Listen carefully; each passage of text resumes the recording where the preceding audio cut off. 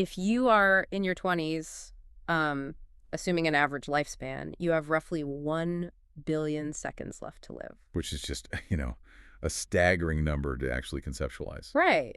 I mean, think about the gravity of that.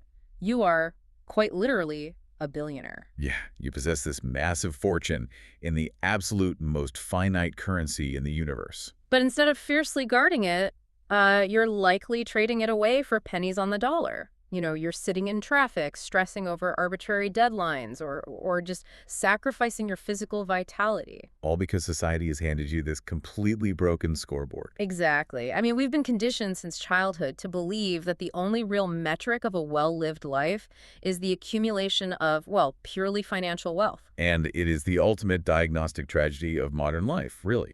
We're essentially playing this massive high-stakes game where the prize at the end is something we don't actually want. Or at least it's not the only thing we want. Right.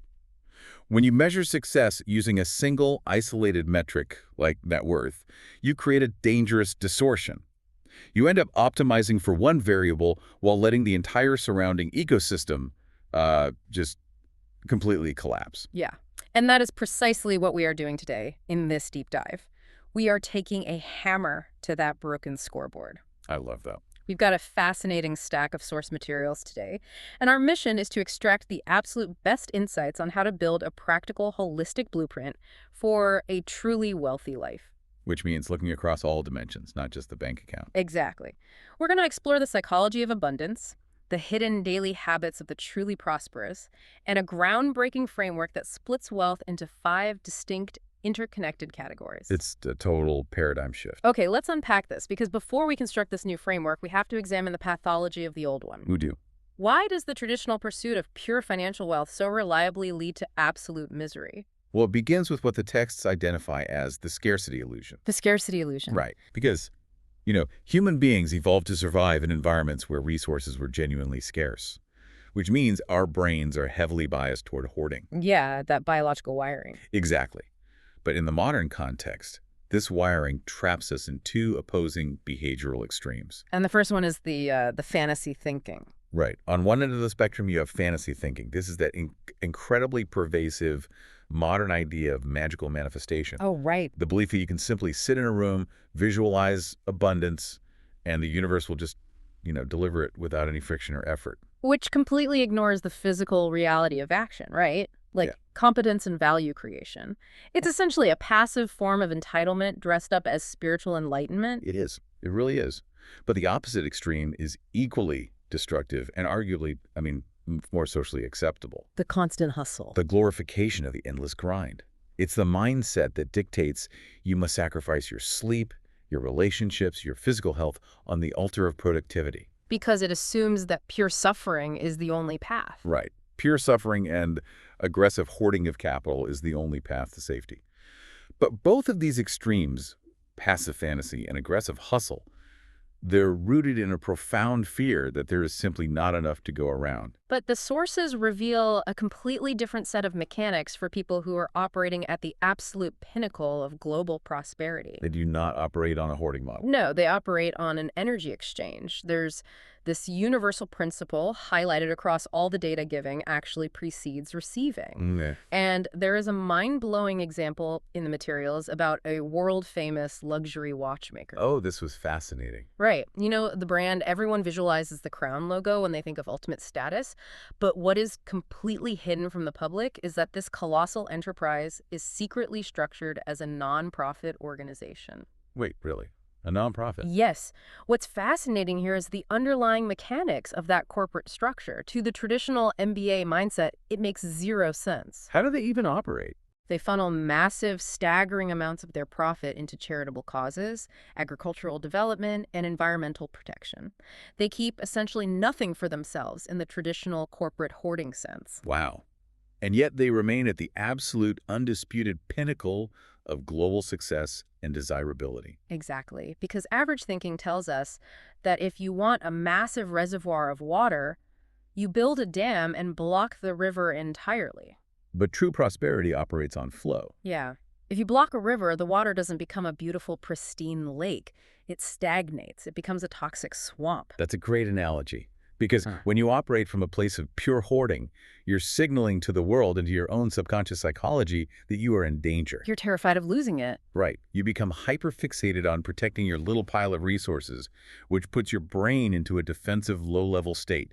You literally lose the cognitive bandwidth to notice massive flowing opportunities right next to you. And that defensive posture leads directly into what the texts call the champagne problem cycle. Ah, yes. The champagne problem cycle. It's the harsh psychological reality that money only solves money problems. It does not solve existential voids.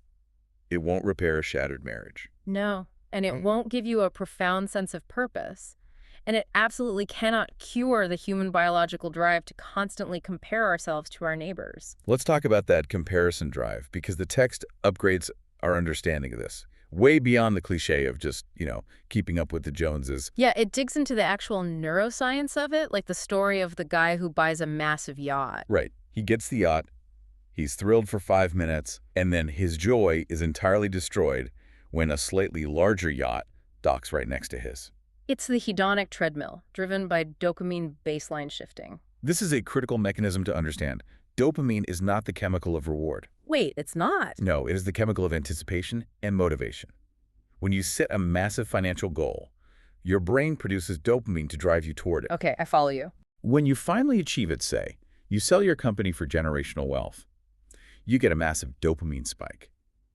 But the brain is incredibly adaptive. So it adjusts. Within a very short period, that massive spike becomes your new baseline. Your dopamine receptors physically downregulate. Which means the yacht, the mansion, the millions in the bank, they no longer produce joy. They just feel like normal. Exactly. And to feel that high again, you require an even larger stimulus. The goalpost automatically moves. So if your only metric for success is purely financial, you have unwittingly signed up for a game with no finish line. You'll perpetually exist in a state of deficit, always needing more, because more is an infinite mathematical concept. Yeah, you can have 10 zeros in your bank account, but if your brain requires 11 to feel secure, you are psychologically impoverished. Completely bankrupt. Now, I want to push back on this narrative slightly, because if you were listening to this while struggling to make rent or afford groceries, hearing two people dissect the psychological woes of millionaires is incredibly grating. Oh, absolutely. It sounds tone deaf. Right. It's very easy to philosophize that money doesn't buy happiness when your basic survival isn't threatened. For a massive portion of the population, money absolutely buys happiness because it buys a fortress against catastrophe. That is a vital distinction, and the source materials do not gloss over this reality at all. Okay, good. The empirical data is crystal clear. Money absolutely increases happiness, but it operates on a steep logarithmic curve. Meaning what exactly? It increases human well-being dramatically by removing the crushing, constant physiological stress of basic survival. When financial capital buys you food security, a safe environment, and the ability to absorb a medical emergency without systemic ruin. It provides a massive, measurable spike in your baseline health. Yes, but the critical lesson is observing what happens to that curve once those median lifestyle needs are met. The curve flattens out. Almost entirely. Yeah. Multiplying your wealth by a factor of 10 does not multiply your daily joy by 10. Yeah, the texts detail extensive surveys of ultra-wealthy individuals, people worth hundreds of millions. And what do they say? When researchers asked them, how much more money would you need to achieve perfect financial security and happiness? Almost every single respondent gave the exact same proportional answer. Regardless of whether they had 10 million or 500 million. Exactly. They all said 2 to 3 times what I currently have. Wow. It is a terrifying psychological trap. You run faster, you exhaust yourself, but you remain tethered to the exact same emotional coordinate. So, if the old scoreboard is fundamentally broken, what replaces it? How do we measure a successful life without ending up on that treadmill? Well, first we need to understand the concept of a Pyrrhic victory. A Pyrrhic victory, that's from antiquity, right? Yes. A certain king fought a series of brutal battles. He technically won those battles, defeating his enemies, but the cost was so catastrophic that his entire army was annihilated in the process. He won the immediate engagement, but lost the war. And the texts map this perfectly onto modern ambition. We see this constantly. People achieve staggering financial milestones. They get the promotion, take the company public. They hit that magical, arbitrary number in their investment account. But to cross that finish line, they completely destroyed their physical vitality. They alienated their partners. Let their deepest friendships wither and die. Exactly. They won the financial battle, but they suffered a Pyrrhic victory in the war of life. Which brings us to the new metric. The sources outline a deeply integrated framework that shatters the single metric illusion. It splits wealth into 5 distinct categories. Time wealth, social wealth, mental wealth, physical wealth, and financial wealth. The brilliance of this framework lies not just in the categories themselves, but in how they interact. Because the traditional broken mindset treats life as a series of binary on and off switches. Right. You either turn on your career ambition and completely turn off your social life, Or you turn on your family focus and turn off your financial growth. but the texts introduce a concept that completely changes the operational mechanics of daily life. The dimmer switch. The dimmer switch. Instead of binary switches, you must visualize the control panel of your life as a series of 5 dimmer dials, one for each specific type of wealth. You have the agency to adjust the brightness, the intensity of your focus on each dial depending on the specific season of your life. But the golden rule of the framework is that you never, under any circumstances, turn a dial completely off. I love this because it perfectly mirrors how an audio engineer operates at a massive soundboard. Oh, that's a great way to look at it. If you're mixing a complex track and the moment calls for a blistering, intense guitar solo, you do not hit the mute button on the bass and the drums. Right, because if you do that, the bottom drops out of the song. Exactly. The rhythm dies and the track sounds thin and terrible. You simply adjust the levels, you push the guitar fader up so it cuts through the mix, and you subtly dim the bass. The entire track still sounds rich, full, and structurally sound, Yeah. just with a different focal point for that specific moment. That is the exact methodology required to manage these 5 types of wealth. In your 20s, for instance, you might intentionally push the financial and mental growth dials up to maximum. You're aggressively building your career, acquiring difficult skills, establishing your economic foundation. Right. And to accommodate that intense output, you might have to dim the physical and social dials slightly. You aren't training for an ultramarathon, and you aren't attending every single social gathering. But you do not mute them. You still prioritize 30 minutes of daily movement. You still maintain deep conversations with your core circle. And as the seasons change, say, you decide to start a family, you adjust the soundboard. You push the social and time dials way up to be present for your children. Concurrently, you might pull the financial dial back to a maintenance level. You aren't desperately trying to double your company's revenue that year. But you are sustaining the baseline. This fluid, dynamic approach is the only known defense against the atrophy that causes a Pyrrhic victory. It allows for intense focus without destroying the load-bearing pillars of your existence. So let's dive into the granular mechanics of this new scoreboard, starting with the absolute apex of the hierarchy. Time wealth. Time wealth. We established earlier that time is finite, but the texts force us to confront just how rapidly it is depleting. Time wealth is the ultimate flex of the modern era. It is the unencumbered ability to dictate exactly how you spend your waking hours, where you spend them, and who gets access to them. But to achieve it, we have to shatter the illusion that time is an endless ocean. Yeah. Here's where it gets really interesting and honestly a bit devastating to read. The text shares an anecdote designed to rip away that illusion through sheer mathematical reality. Oh, the visiting the parents story. Yes. A man is having a casual conversation with a friend. The friend asks, entirely innocently, how often do you manage to see your aging parent? And the man brushes it off. Right. He says, oh, about once a year. I live across the country. My schedule is packed. You know how it is. The friend, however, refuses to accept the vague rationalization. He does the grim, unavoidable math. He looks at the man and says, your parents are in their late 60s. Actuarial tables suggest the average lifespan is around 80. You do not have decades left with them. You do not have an endless horizon. You have exactly 15 visits left before they pass away. 15. Wow. When you quantify time in those stark terms, it instantly ceases to be an abstract philosophical concept. It becomes a deeply precious, rapidly evaporating physical asset. That jarring shift from I have years to I have 15 visits creates a visceral neurochemical reaction. It forces immediate prioritization. It strips away all the excuses. It makes you realize that every time you say, I'm too busy, what you are actually articulating is, this is not a high enough priority for my finite currency. Because if someone told you that you only have 15 chances left to see the people who gave you life, you would burn your schedule to the ground to find the time. Absolutely. So to systematically cultivate time wealth, the sources lay out 3 foundational pillars. The first is exactly what that anecdote provides: understanding. You must internalize the impermanence of your existence. And the second pillar? The second pillar is focus. This is the brutal, uncompromising ability to direct your attention only toward vital priorities and ruthlessly eliminate the noise. Because if your currency is finite, spending it on trivial arguments, endless scrolling, or performing tasks that don't move the needle. It is akin to setting stacks of $100 bills on fire. Which brings us to the third pillar, control. That is the summit of the mountain. Total autonomous freedom over your schedule. But the texts make a fascinating point here. Achieving control requires a deep audit of your internal operating system. You have to understand your motivations. The materials draw a rigid, unyielding line between intrinsic and extrinsic motivations. This raises an important question that you, the listener, need to ask yourself right now. Why exactly are you trading your time for labor? Right. Extrinsic motivation is a fragile construct. It involves working solely to manipulate the perceptions of others. Chasing an impressive job title, a specific arbitrary salary, or just the visual aesthetic of success. The architectural flaw of extrinsic goals is that they crumble the moment you encounter friction.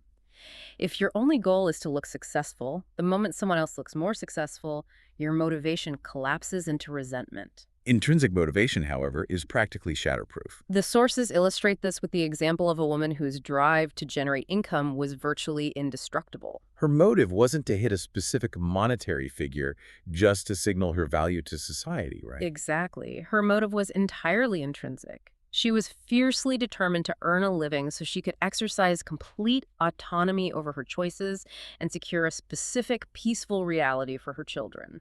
Because her why was anchored to her deepest biological and moral values, no external macroeconomic chaos or office politics could derail her. She wasn't just working, she was trading her time for an outcome that resonated in her bones. Which serves as the perfect transition to the second dimension of our framework.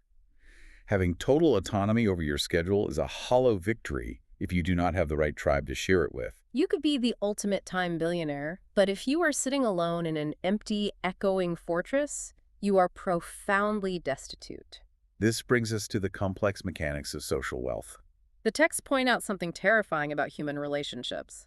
They operate on the exact same biological principles as muscular hypertrophy and atrophy. Yeah, they require consistent resistance, active engagement, and intentional exercise to maintain their structural integrity. If you neglect your family, your spouse, your closest friends during your peak earning years, if you decide to turn that social dimmer switch all the way to zero to hyper-focus on your career, You cannot simply flip the switch back on in your 60s and expect everything to function. the muscles will have completely atrophied. You cannot absent yourself from the messy, daily friction of people's lives for 20 years and then suddenly expect profound intimacy, trust, and inside jokes. The foundation will have crumbled. So, the text poses a visualization exercise that I want you to do right now. Close your eyes for just a second. Project yourself forward to the end of your life. Imagine your own funeral. Okay. Now look at the front row of seats. Who is sitting there? It is a deeply sobering audit of your current life trajectory. The specific individuals sitting in that front row are the ultimate unvarnished metric of your true social wealth. And populating that front row requires deliberate architectural work. The texts break social wealth down into three distinct pillars. The first is depth. Depth, meaning what exactly? Depth is the cultivation of that impenetrable inner circle. These are the rare individuals you can call at 3:00 a.m. when your world has completely collapsed, and they will answer the phone without hesitation. This level of depth cannot be biohacked. No, and it cannot be forged through superficial networking events or optimized LinkedIn interactions. It's forged exclusively through radical honesty, providing unwavering support during periods of intense suffering and enduring difficult shared experiences. Depth requires the slow, inefficient burning of time. You cannot shortcut depth. But the second pillar is breadth.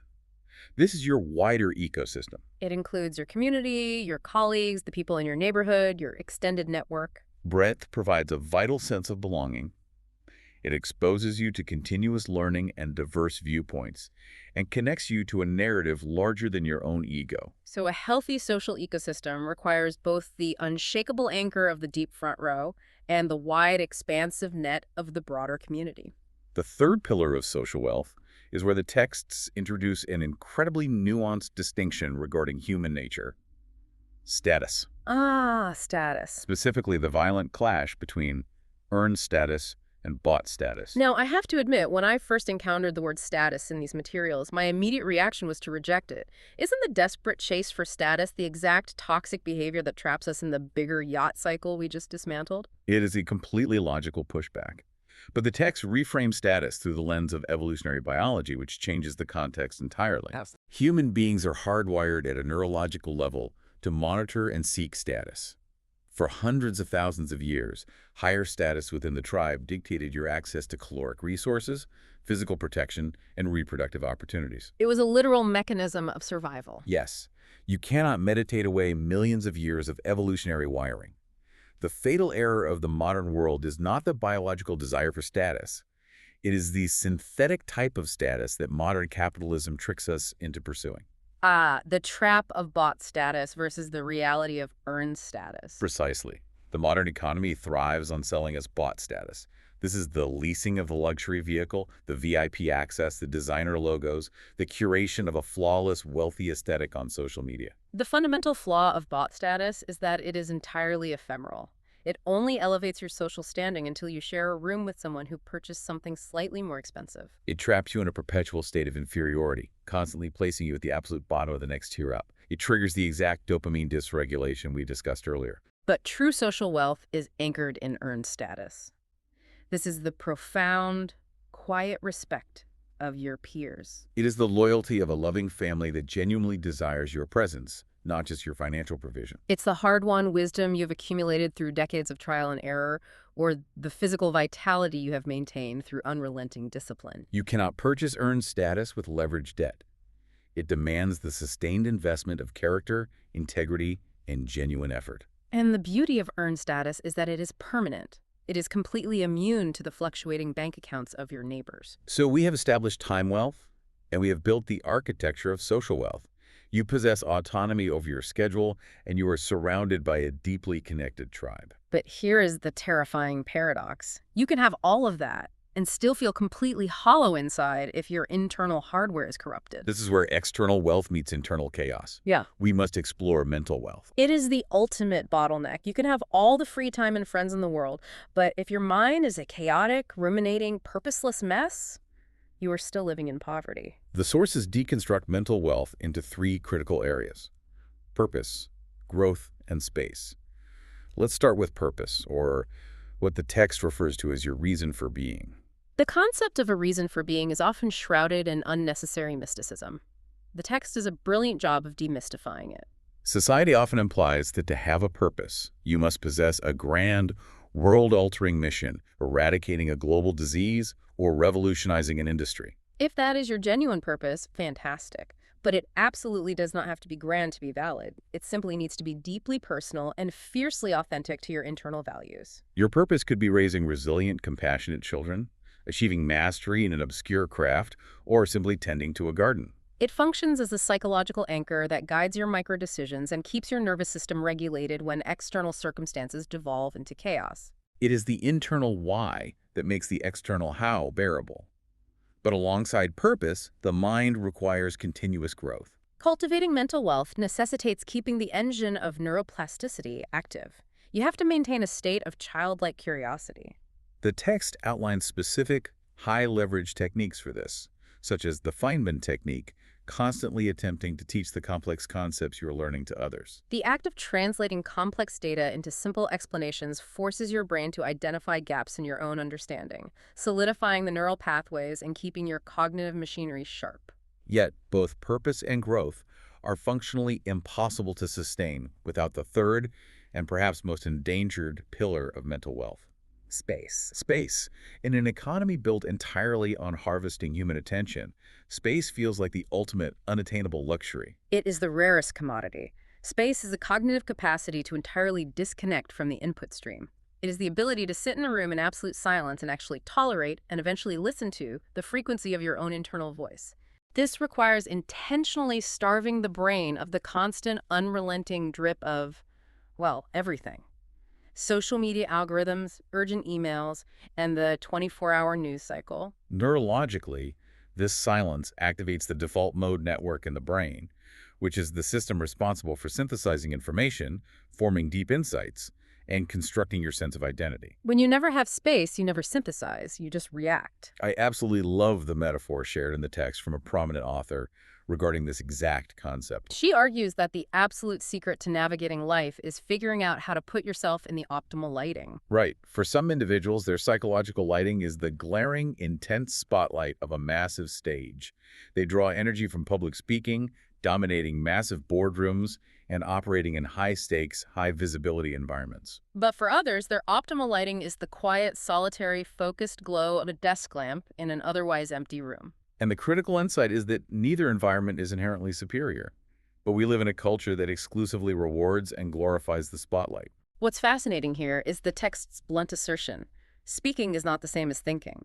We have built a society that actively rewards reacting, broadcasting, and generating noise. But cultivating deep mental wealth requires the self-awareness to know what kind of light actually allows your brain to function optimally. It requires recognizing when you desperately need the desk lamp to engage in deep, uninterrupted thought, and having the courage to fiercely protect that space from the screaming demands of the world. Okay, so we have aligned the internal hardware. Our mind is clear, our purpose is set, our time is our own, and our people are with us. But the mind, no matter how elevated, requires a physical vessel to interact with the material world. If the vessel cracks, everything else bleeds out. We cannot ignore physical wealth. It is the foundational infrastructure. And the texts use a very specific, scientifically precise word to describe the nature of physical wealth. They define it as highly entropic. Entropic, meaning it is subject to the laws of entropy, the universe's natural tendency toward decay, disorder, and chaos. Exactly. To understand this, contrast it with financial wealth. If you place a large sum of capital into a broadly diversified index fund and literally do nothing for 20 years, the mathematical realities of compound interest will generally cause that wealth to grow. It is a passive system. Physical wealth is the exact terrifying opposite. At a cellular level, your body is in a constant state of degradation. Muscle tissue atrophies if it is not placed under load. Cardiovascular capacity diminishes. Joints calcify and stiffen. Cellular mitochondria lose their efficiency. Unless you actively, intentionally, and consistently inject directed energy into the system to force adaptation, your physical vessel will naturally and unavoidably trend toward decay. You cannot passively maintain biological health. And yet, when we actually try to maintain it, our efforts are often completely hijacked and misguided by modern marketing. If we connect this to the bigger picture, we see that modern society gets incredibly distracted by the massive, highly profitable wellness economy. Oh, it is a maze of distraction. The obsession with complex biohacking protocols, the stacks of 20 different obscure supplements, the thousands of dollars spent on infrared saunas, the trendy, overly complicated morning routines. Complicated morning routines. Right. It is exactly like taking a car that has a blown transmission, bald tires, and no oil, and deciding that the most urgent priority is paying $5,000 for a custom high-gloss paint job. You're obsessing over the micro-optimizations of the exterior, while the actual engine is literally melting down. You have to fix the engine first. That analogy perfectly captures the absurdity of it. The engine of physical wealth is surprisingly simple, though executing it consistently is profoundly difficult. The texts cut through all the noise and outline 3 absolute, non-negotiable pillars: daily movement, the consumption of unprocessed foods, and ruthless, strict recovery. And it is crucial to note that when the texts discuss recovery, they are not talking about purchasing a high-end cold plunge, although those tools have their place. They are primarily talking about the unsexy, fundamental biological basics: high-quality, architecturally sound sleep, and proper respiratory mechanics. If you are persistently sleeping 5 hours a night and chronically mouth breathing, you are operating in a state of severe physiological stress. No amount of exogenous supplements or expensive light therapy will save your cognitive function or prevent your eventual metabolic collapse. The devastating danger of ignoring these biological basics in the relentless pursuit of financial goals is starkly illustrated in the sources. The text provides a harrowing cautionary tale of a highly successful tech entrepreneur. He founded a revolutionary payment processing company, scaled it aggressively, and eventually sold it for hundreds of millions of dollars. By every metric of the old scoreboard, he achieved the absolute pinnacle of success. But in the process of grinding to achieve that exit, he completely annihilated his physical and mental infrastructure. He operated on chronic sleep deprivation, existed in a state of perpetual sympathetic nervous system arousal, and his biological systems essentially staged a mutiny and shut down. He won the financial battle, but he lost the physical war. He finally acquired the ultimate freedom, the limitless capital, the ability to do anything he wanted, but he was too physically sick, anxious, and exhausted to actually enjoy a single second of it. He was forced to spend millions of dollars and years of his life just trying to claw his way back to a baseline level of functional health. It is the ultimate textbook definition of a Pyrrhic victory. Which finally brings us to the fifth and heavily redefined type of wealth.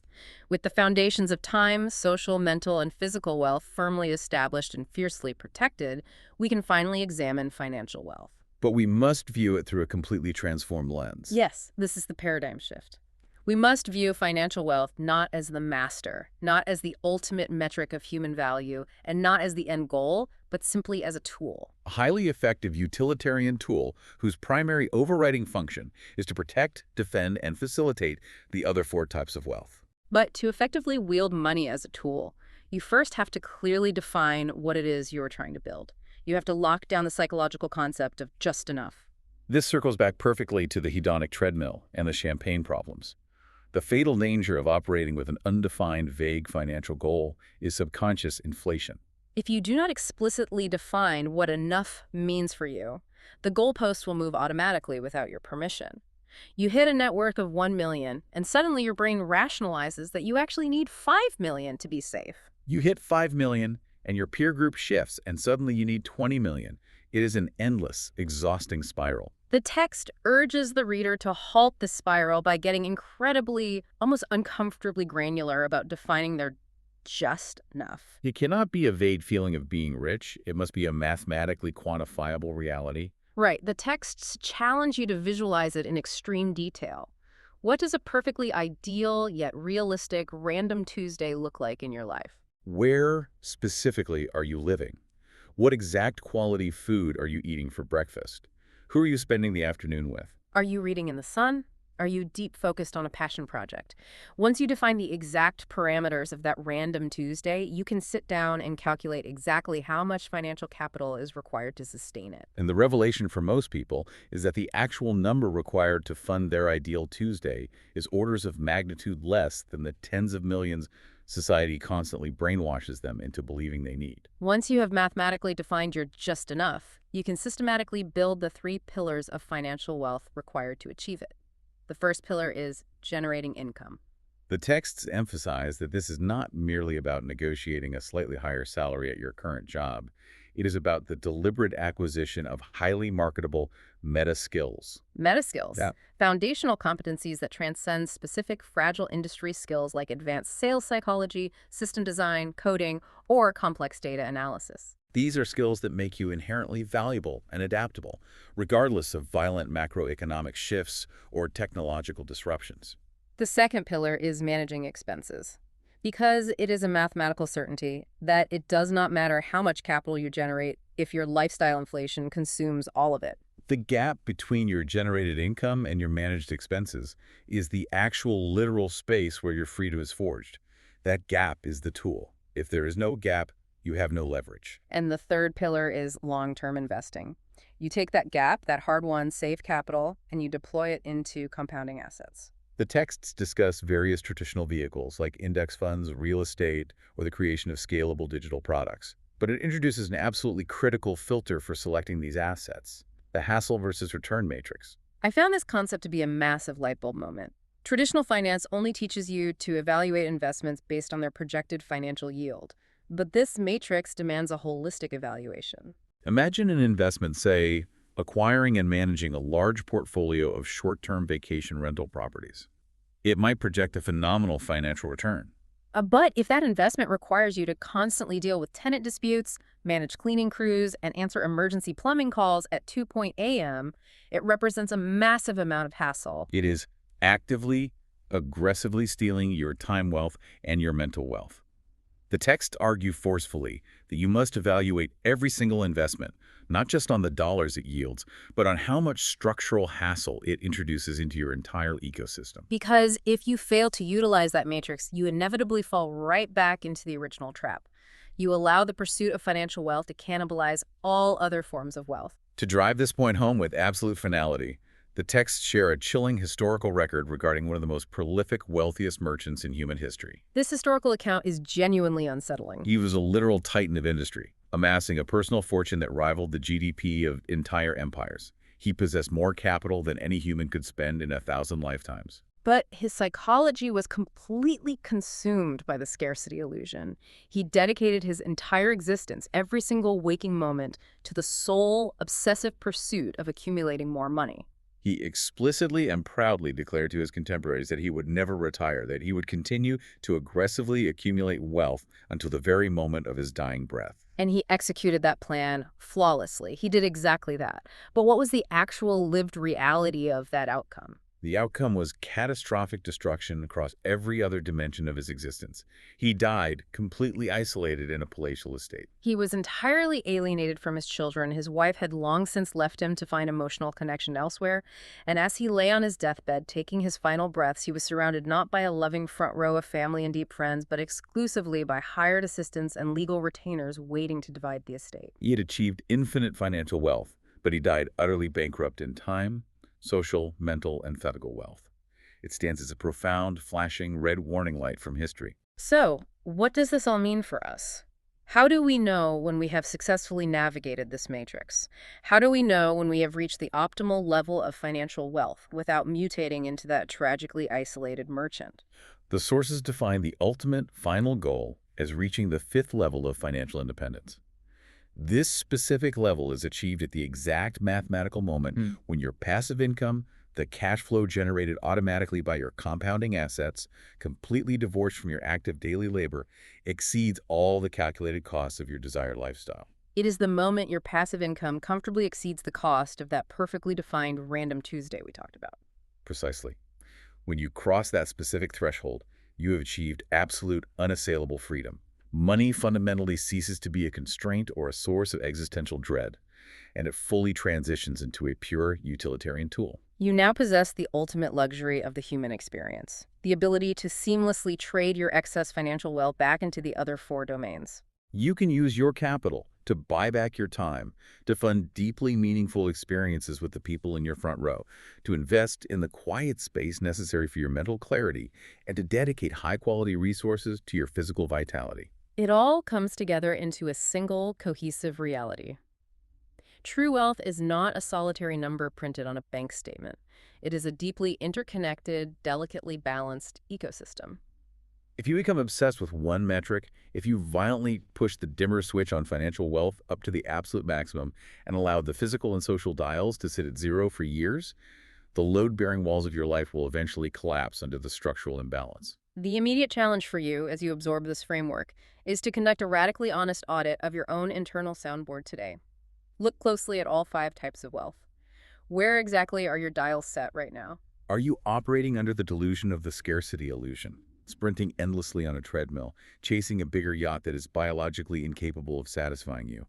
Or are you consciously, intentionally designing a balanced, shatterproof, multidimensional life? Think very carefully about the exchange rate you are currently accepting in the microtransactions of your daily life. Every single day, you are making trades. If you are consistently trading away an hour of your precious finite time wealth or sacrificing a piece of your entropic physical wealth just to incrementally bump up the number on your financial wealth scoreboard, is that exchange rate actually working in your favor? Or are you blindly selling off your absolute, most priceless, irreplaceable assets at a terrible, tragic discount? If the scoreboard you have been staring at your whole life is broken, it is time to stop playing their unwinnable game and start keeping score of the wealth that actually sustains you.